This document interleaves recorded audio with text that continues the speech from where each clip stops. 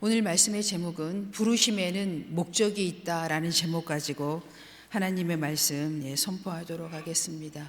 오늘 하나님께서 우리에게 주신 본문 말씀 마태복음 9장 12절 13절의 말씀의 배경을 보면은요, 9장에 예수님께서 세간에 앉아있는 마태를 먼저 부르십니다. 마태를 부르시면서 이 말씀을 하시는 거예요. 왜 마태를 부르셨냐면 당시의 세리들은요, 굉장히 유대 사회에서 그냥 평범하게 살 수 없는 사람들이었어요. 왜요?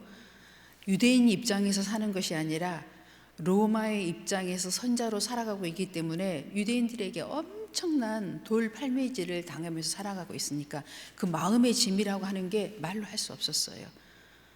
그런데 마태도 예수님께서 마태가 살고 있는 지역에서 엄청난 기적과 이적과 말씀을 선포하시는 소문을 다 들었어요.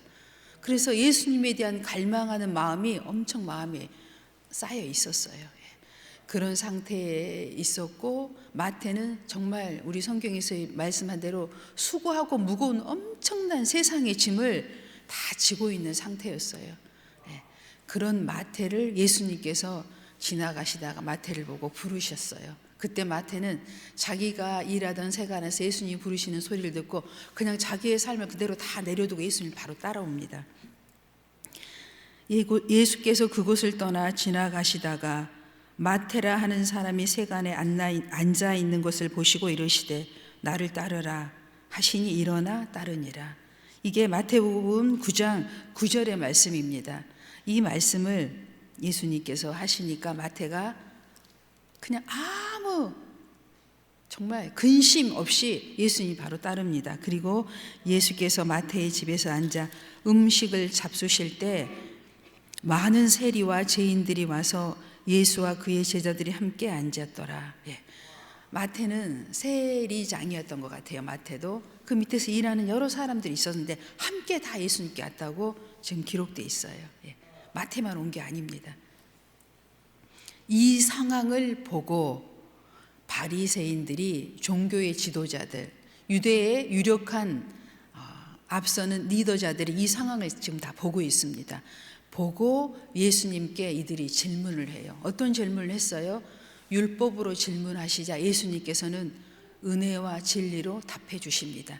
오늘 마태복음 9장 12절 13절은 정말 은혜와 진리가 무엇인지를 예수님께서 우리에게 말씀해 주고 있는 말씀의 대목입니다.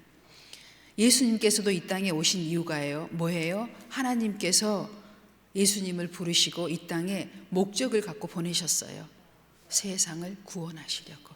이게 예수님이 이 땅에 오신 목적입니다. 사역의 목적입니다. 이 땅에 오신 부르심의 목적입니다. 오늘 이 말씀은 예수님의 진리의 말씀을 통하여 우리에게 참 자유를 주는 말씀입니다. 저는 지난 한 주간 동안 정말 자유로운 마음의 시간을 보냈습니다. 지난주에 제가 여러분에게 간증을 드렸던 것처럼 이건 단순한 순간의 어떤 자유가 아니었어요. 내 속에서 한없이 솟아나오는 기쁨의 자유였습니다. 어떤 일이 내게 온다 할지라도 그것은 이미 내 일이 아니었어요. 다 하나님이 이 일, 나의 일, 우리들의 일을 이미 함께 하고 계신다는 그 약속이 내게 들어온 이상 어떻게 됐어요? 자유가 온 거예요.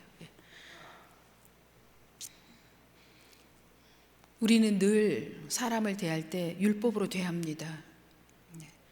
바리새인과 서기관과 종교 지도자들만 그런 것이 아니라 예수를 믿는다고 하는 우리 모두가 다 그래요. 사람을 대할 때, 관계를 할 때, 질문을 할 때, 바라볼 때, 생각할 때 다 우리는 율법으로 질문하고 있어요.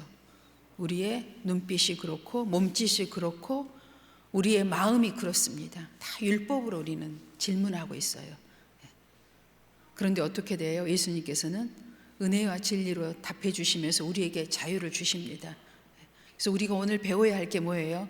우리도 누구에게든지 질문을 던질 때, 바라볼 때, 생각할 때, 마음 먹을 때 은혜와 진리로 바라보라는 것이에요. 생각하라는 거예요. 대하라는 것입니다.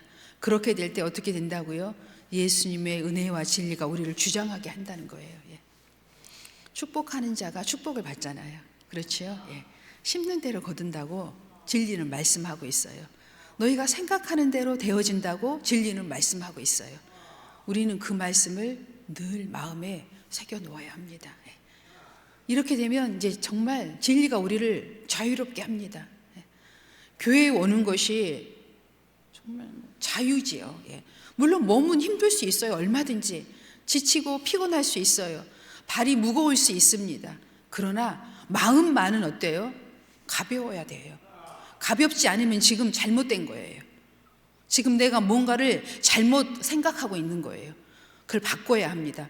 그런 분이 계시면 오늘 설교를 들으시고도 해결이 안 되신 분은 예배가 끝난 이후에 사무실 오시기 바랍니다.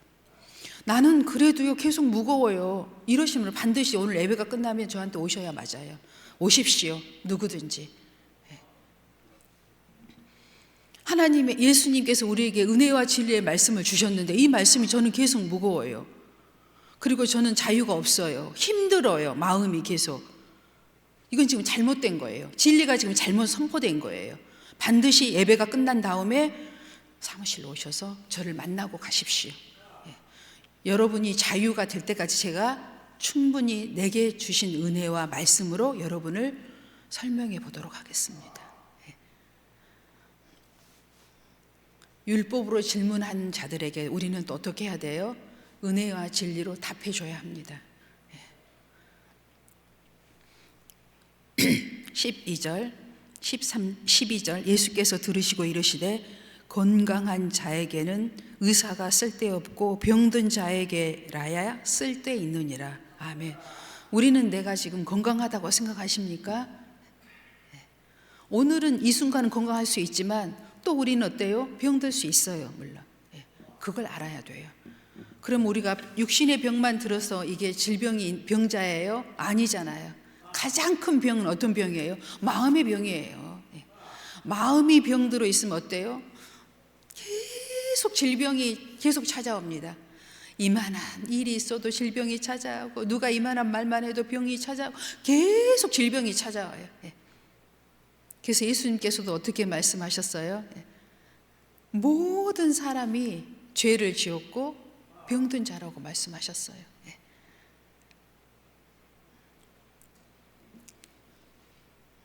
저는 병이 없어요 하는 분 물론 있을 수 있어요. 지금 당장은. 왜냐하면 말씀으로 치유받으면 지금 그런데 또 나가서 세상에서 살면서 또 병들 수 있다는 얘기예요. 건강할 수도 있고 병들 수도 있다는 거예요. 계속 집으로 가서 지금은 또 내가 치유를 받았어요. 말씀을 듣고. 그런데 집으로 가는 도중에 병이 또 들 수 있다는 거예요. 그래서 우리는 어때요? 예수님이 계속 필요한 거예요. 예수님의 말씀이 계속 우리에게 주장해 줘야 돼요. 그렇지 않으면 우리는 사고 뭉치예요. 죄인들로서 계속 죄를 계속 짓도록 돼 있어요. 예수님이 이 땅에 오신 가장 큰 목적을 오늘 우리에게 말씀해 주고 있어요. 병든 자를 치료하러 내가 왔대요. 예수님께 치료받지 못할 병이 없습니다. 그래서 예수님 앞에 나왔는데 예를 들어서 병을 치료받지 못한 사람도 없었고 예수님이 치료를 못한 병도 없었어요. 그런데 내가 교회에 나왔는데 아직 내 마음의 병은 치료를 받았는데 육신의 병을 치료를 못 받았다고 합시다. 그러나 그건 문제가 되지 않습니다. 왜요? 마음이 치료를 받은 사람은요, 육신의 질병은 치료가 됐든 안 됐든 그건 문제가 안 돼요. 마음이 건강한 사람은. 그리고요, 우리는 이 땅에 사는 동안에는요, 우리는 노화라는 어때요? 질병이 있어요. 그래서 나이가 들면 어때요? 다 쇠약해집니다. 질병이지만 질병이에요. 20대, 10대 아이들하고 똑같을 수는 없어요. 모든 것이 다 약해져 있습니다. 그 부분에 대해서는 여러분이 인지를 해야 돼요. 그러나 마음만큼은 젊은이나 나이가 들었거나 병들어 있으면 안 된다는 말씀이에요. 하나님께서는 이 부분을 우리에게 치료해 주시러 오셨기 때문이에요. 다리가 부러질 수도 있고 허리가 아플 수도 있다는 말씀이에요. 그러나 마음이 건강한 사람은, 예수님께 치료받은 사람은 그것이 절대로 문제가 되지 않아요. 돈을 잃을 수도 있고 사업에 망할 수도 있어요. 그러나 그것이 예수님 앞에 문제가 되지는 않는다는 말씀입니다. 마음이 건강한 자는, 말씀으로 진리가 나를 주장하고 있는 자는 절대로 그것이 문제가 되지 않아요. 지금 내가 그것이 문제가 되는 이유는 뭐 때문이라고요? 내가 지금 율법으로 생각하고 있기 때문이고 율법으로 누군가를 바라보고 있기 때문이라는 거예요. 은혜와 진리로 바라보고 생각하면 그 사람에게도 자유, 우리에게도 자유가 임한다는 말씀이에요. 예수님은 지금 병든 자를 치료하기 위해서 이 땅에 오셨고, 세리이든 죄인이든 다 내가 그들에게 치유해 주겠다고 지금 오는 자에게 치료해 주겠다고 말씀하고 계십니다. 이것이 바로 하나님이, 예수님이 이 땅에 오신 이유고 목적이라는 거예요. 여러분이 이 말씀을 이제 충분히 이해하셨으면 자유로울 수밖에 없습니다. 또 우리가 병든 상태는 어떤 상태이냐면, 내 몸을 떠나 환경을 말씀드리겠어요. 내가 지금 나쁜 환경에 빠져 있다면 그것도 병든 상태입니다. 빠져나와야 돼요. 말씀을 들었으면. 나쁜 친구를 만나고 있다면 빠져나와야 맞아요. 그건 지금 병든 상태예요. 내가 거기에 영향권이 없으면 상관이 없어요. 내가 그 사람에게 영향력을 줄 수 있으면 문제가 안 됩니다. 건강한 때문에. 그런데 내가 그 지금 나쁜 상태에 빠져 있으면서 그 상태에 계속 지금 빠져 들어가고 있다면 어때요? 빠져나와야 돼요. 그것이 치유받고 있는 상태예요. 예수님으로부터. 이것도 모두 다 병든 상태예요. 육신의 병, 환경의 병, 마음의 병, 생각의 병, 바라보는 눈의 병, 이 모든 것이 다 병든 자라는 뜻입니다. 이 모든 상황에서 예수님께서 우리를 치료해 주시려고 오셨던 거예요. 이것을 믿으면 어떻게 돼요? 이제 우리는 예수님 앞에 치유받을 수 있습니다. 그리고 예수님께서는 전제 조건이 또 하나가 꼭 있어요. 예수님의 우리 사복음서를 보면은요, 예수님께 치유받은 사람들의 공통적인 특징을 다 가지고 있어요. 스스로가 나는 건강하다고 생각하는 사람들은요, 치유가 안 됩니다. 나는 지금 이 부분이 병들어 있고 이 부분이 지금 아프고, 그것을 예수님께 고백한 사람이 치유를 받아요. 근데 여러분 알다시피 정신병 걸린 사람이 자기가 정신병 걸린 줄 압니까? 몰라요. 그러니까 정신병이에요. 내가 정신병에 걸렸는데 내가 정말 정신병이라고 아는 사람은요, 그 병에서 나오게 돼 있어요. 아, 내가 지금 정신병에 걸렸는데 이것이 정신병이구나 하고, 그럼 거기서 빠져나와요. 그래서 치유를 받는 겁니다. 그런데 내가 지금 정신질환을 앓고 있는데 자기는 정신질환을 앓고 있다고 생각하지 않아요. 그렇기 때문에 지금 치유를 못 받고 있는 거예요. 자기는 지금 건강하다고 생각하는 거예요. 병들었는데. 병들었다고 생각하는 사람은 어때요? 나오도록 되어 있어요. 예수님 앞에. 사람 앞에 말리고 예수님 앞에. 바로 예수님이 치료해 주십니다. 이렇게 쉬운데 우리는 사실 이걸 굉장히 지금 어렵게 생각하고 있어요.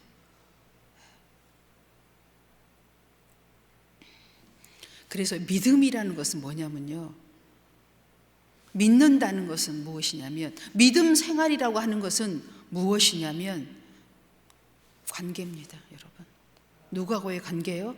예수님과의 관계예요. 하나님과의 관계, 말씀과의 관계입니다. 이것이 세워지기 시작하면 여러분 어떻게 해요? 믿는 자가 되는 거예요. 믿음이 있는 자가 된 겁니다. 말씀하고 관계, 이 말씀을 전적으로 신뢰하고 관계하는 거예요. 말씀과 예수님과 관계하고, 교회와 관계하고, 주의 종과 관계하고, 믿는 자들과 관계하고, 이 관계가, 소통이 우리를 더욱더 굳센 믿음으로 세워주는 거예요. 믿는 게 뭐예요? 관계라니까요. 도대체 믿음이 뭐야? 예수님께 제자들이 물었어요. 하나님의 일이 뭡니까? 어떻게 하는 것이 하나님의 일입니까? 일들입니까? 이렇게 물었어요. 그것도 뭐냐면 율법으로 물은 거예요. 무슨 일을 많이 해야 하나님을 믿는다고 생각하는 거죠. 그게 바로 율법으로 물어보는데 예수님께서 뭐라고 대답하셨어요? 은혜와 진리로 대답하셨어요. 뭐예요? 하나님의 일을 믿는 것이, 하나님이 하시는 일을 믿는 것이 하나님의 일이라고 말씀하셨어요. 그러니까 계속 지금 자유를 얻지 못하는 사람들의 특징은 율법으로 계속 지금 나에게 질문하고 있는 거예요. 내가 왜 교회를 가야 되지? 힘들어. 지금 계속 율법적으로 나를 지금 질문하고 있는 거예요. 예수님께서는 계속 성경의 사복음서에 우리에게 뭘 대답해 주고 있어요? 은혜와 진리로 대답해 주고 있어요. 너희가 지금 그렇게 힘든데 그 힘든 이유가 뭐냐면 세상에 매여 있기 때문이야. 육신에 매여 있기 때문이란다. 내게 나오면 그 육신에서 자유를 얻게 돼. 그러니까 나와봐. 그러면 다 가벼워져. 이렇게 예수님이 계속 은혜와 진리로 답해주고 계셔요. 지금 여러분 무거우세요? 이것이 지금 떨어져 나가야 돼요. 지금 여러분이 율법으로 생각하고 있기 때문에 지금 무거운 거예요. 은혜와 진리로 계속 답하세요. 스스로에게. 내가 무겁다면, 지금 힘이 든다면, 고달프다면 계속 질문하세요. 내가 왜 지금 무겁지? 내가 왜 힘이 들지? 고달프지? 계속 질문을 던지세요. 그리고 은혜와 진리로 여러분이 답하세요. 지금 성경 읽고 계시잖아요. 특히 여러분이 이 질문에 답을 하려면 복음서와 로마서를 계속 읽으셔야 돼요. 그러면 그냥 그 다음 성령께서 답을 딱 주세요. 너 계속 힘든 이유가 그것 때문이야. 그래서 말씀을 주십니다. 말씀으로. 말씀 보겠습니다.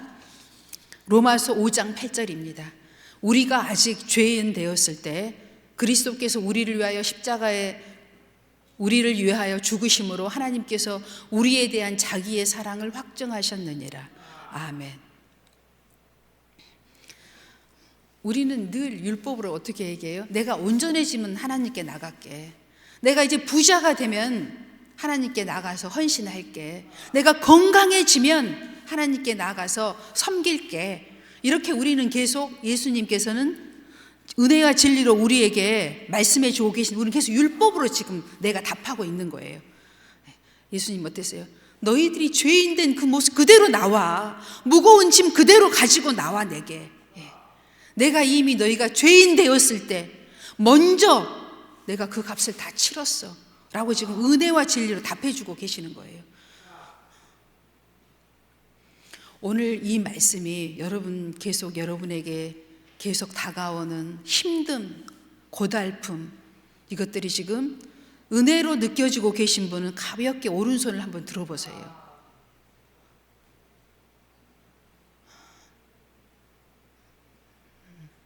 손 내리세요. 여러분, 지금 은혜로 오지 않는다고 해서 이게 문제가 된 게 아니에요. 성령 받으면 해결됩니다. 그런데 성령은 그럼 또 어떻게 받아야 하냐고요? 예수님께 가까이 나오면 성령 받아요. 다. 그냥 원리가 그래요. 그냥 여러분 어렵게 생각하지 마세요. 성령을 어떻게 받아요?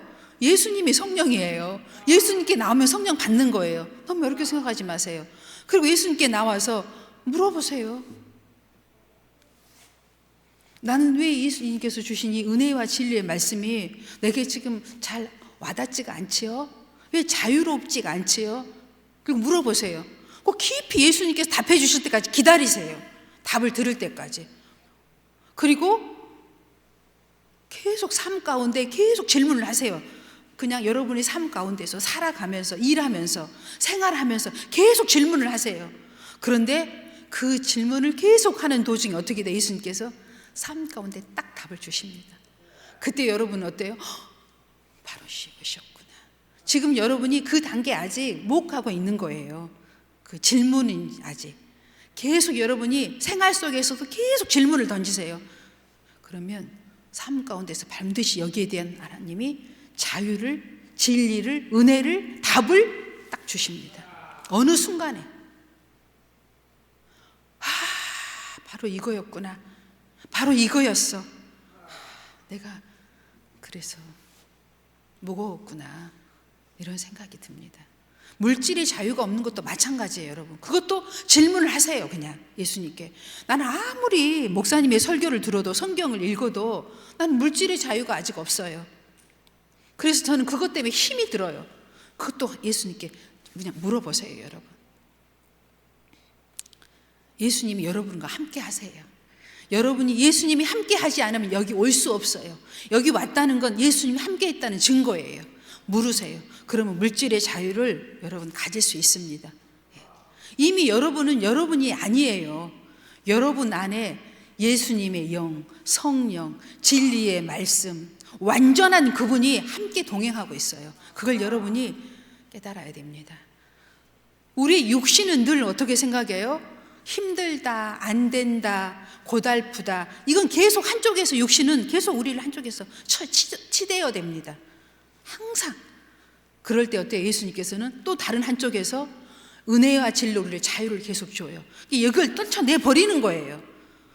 이 말씀이 들어왔다고 해서 이제 끝이 아닌 거예요. 아니에요. 이 땅에 사는 동안에 계속 육신은 우리를 어떻게 해요? 괴롭혀요. 우리 영혼의 삶을 괴롭힙니다.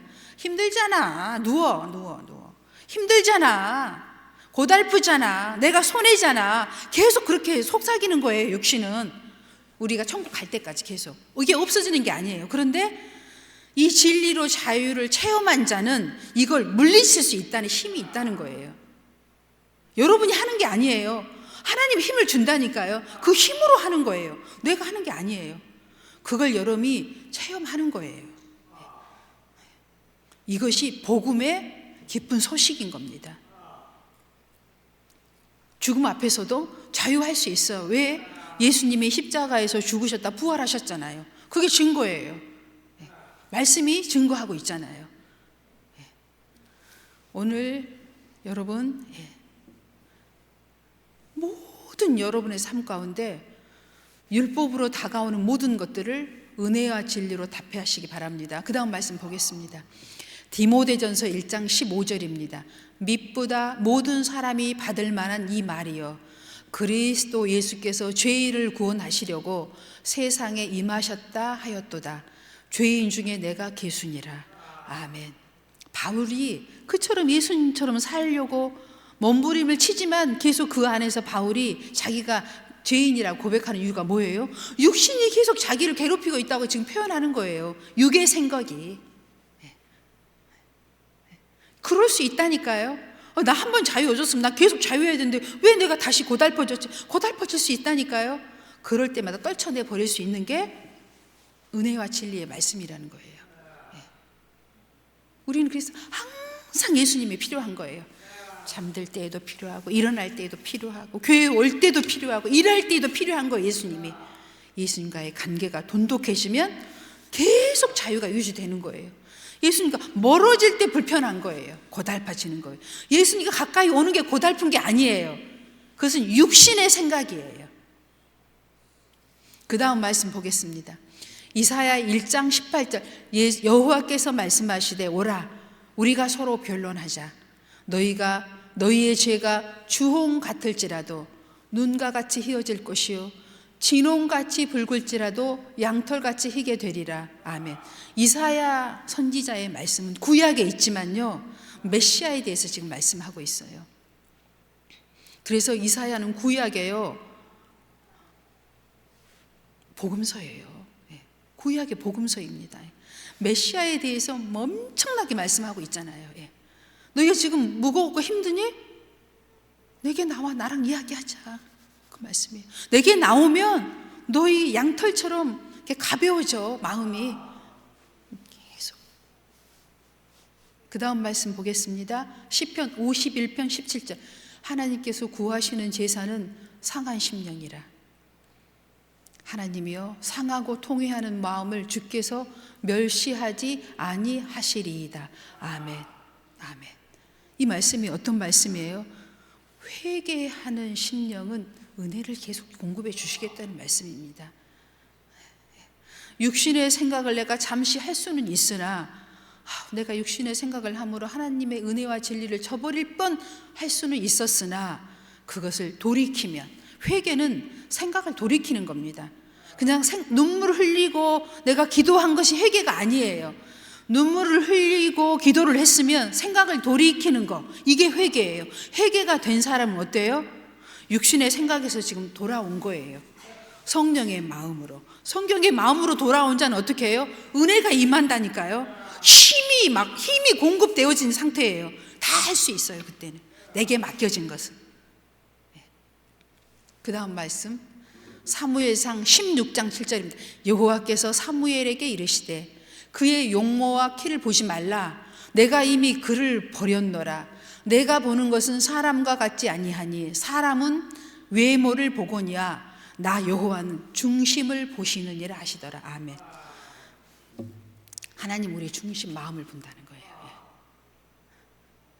은혜와 진리로 가득 차인 마음을 가졌는지, 율법적인 사고를 가졌는지 그걸 보겠다는 거예요. 하나님은. 율법에 있는 자는 긍휼이 없어요. 그런데 은혜와 진리를 가진 자의 마음은 어때요? 긍휼이 있어요. 나는 그런 자에게 은혜를 주겠다는 말씀이에요. 아멘. 그 다음 말씀, 마지막 말씀, 우리가 매일매일 아침 저녁으로 하는 말씀. 만일 우리가 우리 죄를 자백하면 그는 미쁘시고 의로우사 우리 죄를 사하시며 우리를 모든 불의에서 깨끗하게 하실 것이요. 아멘.